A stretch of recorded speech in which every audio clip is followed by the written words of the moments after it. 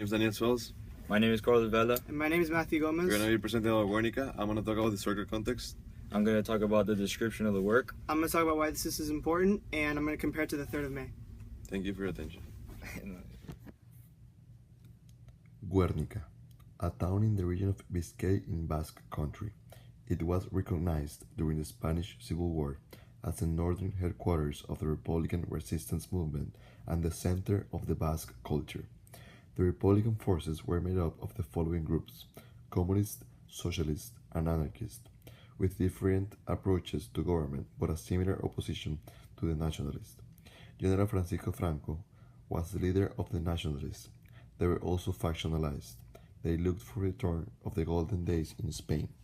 By 4:30 on Monday, April 26 of 1937, war aircraft of the German Condor Legion, directed by Colonel Wolfram von Richthofen, destroyed the town in Guernica in 2 hours.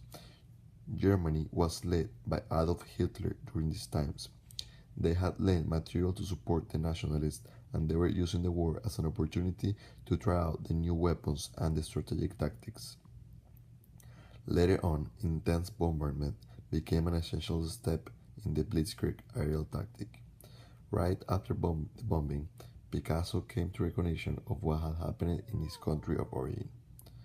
During these times, he was working on a mural painting for the Paris exhibition to be shown in the summer of 1937. This mural painting was commissioned by the Spanish Republican government. He changed his original idea and on May of 1937 began on Guernica. This caught his imagination, unlike his previous idea, on which he was working without passion for some months. The painting had very little attention during the exhibition, but later on it would attain its power as such a symbolic icon of the destruction of war of innocent people in this town. Pablo Picasso, along with George Braque, started analytic cubism in 1909. Cubism was a new innovation and was different from anything seen before. Analytic cubists would paint their subjects showing all of their angles, but make them appear as flat. Some of the characteristics of analytic cubism are dark colors, subjects are broken in pieces instead of being in one whole. Picasso and Braque went into a new phase of cubism called synthetic cubism in 1912. In synthetic cubism, the subject matter is easier to tell than in analytic cubism. This form of cubism also makes the works look like they are collages. Characteristics of synthetic cubism are bright colors, more basic shapes, and the works are more textured. Guernica can be classified as cubism because Picasso shows all the angles in the figures in the painting. However, it cannot be classified as analytic or synthetic. The Guernica shows characteristics of both analytic and synthetic styles of cubism. The colors used in Guernica are mainly black, white, and gray.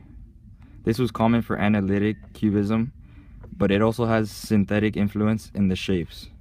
The objects are also very easy to point out. The Guernica is oil on canvas. Picasso used 3 colors: black, white, and gray. He used darker colors to symbolize death, and felt that adding colors would take away from the meaning of the painting. Picasso made sketches on paper first. He used sharper shapes instead of using shading. The Guernica painting was done in a reaction to the Nazi bombing of the Spanish city of Guernica.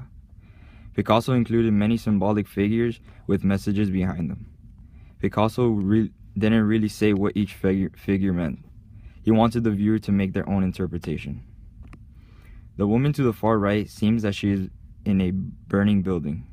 You can tell by what looks like to be flames around her. She is looking up to the sky and screaming for the bombing to stop. This is another figure shown suffering by Picasso. The woman looks as if she got injured by a bomb and she dislocated her leg. Picasso shows how bad the bombing was. This is a woman trying to escape from a burning building.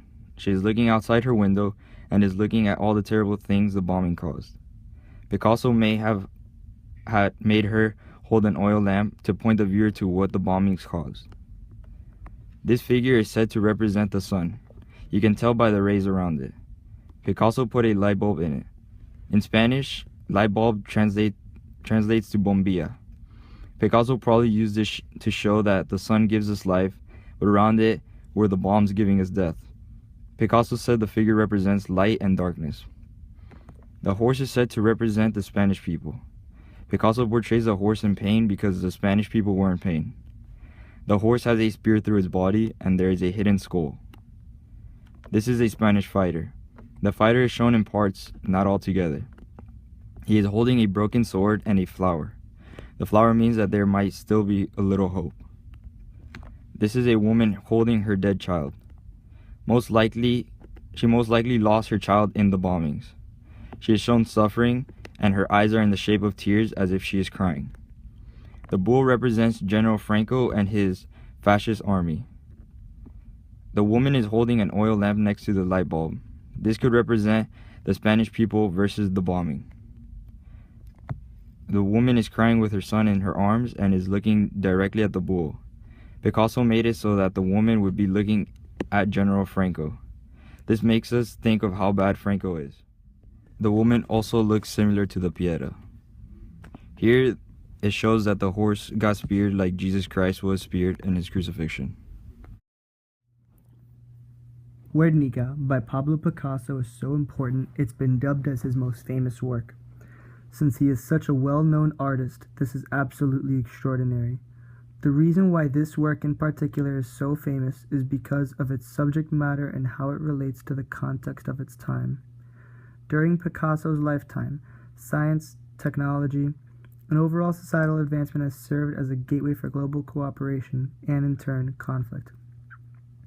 The conflict Picasso's world faces is the primary subject of Guernica. This painting describes the harm and effect it has left on the animals and people alike. Horses are dismembered, soldiers are disembodied, etc. The reason why this specific horror scene is so important, however, is because it isn't used solely for portraying a frightening historical story, and is actually used in the light of political activism. While the painting was created out of despair and anger after the bombing in Guernica, it doesn't tell the whole story. In reality, the painting was so important because in a time of changing society, and by result war, in this case the Spanish Civil War, it was used to act as protest against the culture of war as a whole. Picasso tries to convey the terror of the scene through the lifeless figures depicted in the dark, gloomy scene. Picasso tries to point out that most of the harmed in this entire painting are innocent and don't deserve such an unjust ending to their lives. Picasso showcased this piece throughout the globe in order to bring light to the issue, primarily with the Spanish Civil War, but also to the savagery of war in totality. He used some of the primary figures, like the bull, to portray the onslaught of political ideologies that destroy our society, like fascism in the bull's case. Yet, even through all the dismay in the image, an illuminated lamp is cast to describe the hopeful future of our world, if light is brought to our abysmal state of society. 3rd of May can definitely be spoken of in the same light as Guernica, although many formal elements and designs are different, along with the periods each were created in. They are both not in approval with war and violence. In 3rd of May, while it wasn't a specific war that was going on, officials were called to open fire on Spanish patriots, in which the primary figure stands out and fights against it. Another important thing to add is not only did both works try to protest against war efforts, they also advocated for justice and peace. The figure in the 3rd of May is a protester himself and tries to fight against the corrupt politics in the government through him standing out against his oppressors. They both use dark and dramatic scenes to depict the terrible areas in each of their work.